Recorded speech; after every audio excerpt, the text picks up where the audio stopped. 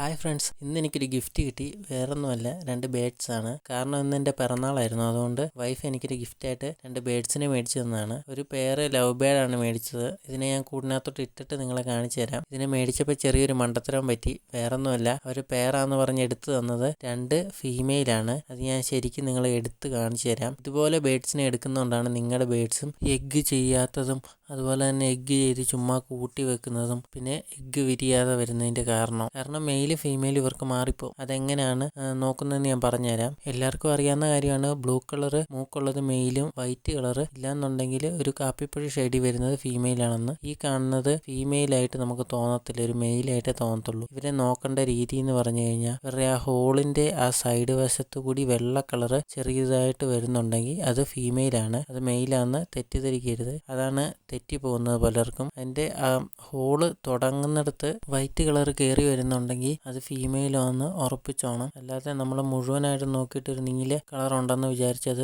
മെയിലാണെന്ന് ഉറപ്പിച്ച് പറയാൻ നമുക്ക് പറ്റത്തില്ല. ആ ഒരു ഭാഗം കൃത്യമായിട്ട് നോക്കിയാലേ പറയാൻ പറ്റത്തുള്ളൂ. ഇല്ലെന്നുണ്ടെങ്കിൽ നല്ല ഡാർക്ക് ബ്ലൂ കളർ ഇരിക്കുകയാണെങ്കിൽ അത് മെയിലാണെന്ന് നമുക്ക് ഉറപ്പിച്ച് പറയാൻ പറ്റും. ഇപ്പോൾ ഇത്രയുള്ള വീഡിയോ ഇഷ്ടപ്പെട്ട് കഴിഞ്ഞാൽ ലൈക്ക് ചെയ്യുക, നമ്മുടെ ചാനലും കൂടെ സബ്സ്ക്രൈബ് ചെയ്ത് സപ്പോർട്ടും കൂടെ ചെയ്യുക. നിങ്ങൾക്ക് എന്തെങ്കിലും സംശയങ്ങളൊക്കെ ഉണ്ടെങ്കിൽ കമൻറ്റ് ചെയ്യുക. എനിക്കറിയാവുന്ന കാര്യങ്ങളാണെങ്കിൽ ഞാൻ റിപ്ലൈ തരുന്നതായിരിക്കും. അടുത്തൊരു വീഡിയോ ആയിട്ട് കാണാം. Thanks for watching.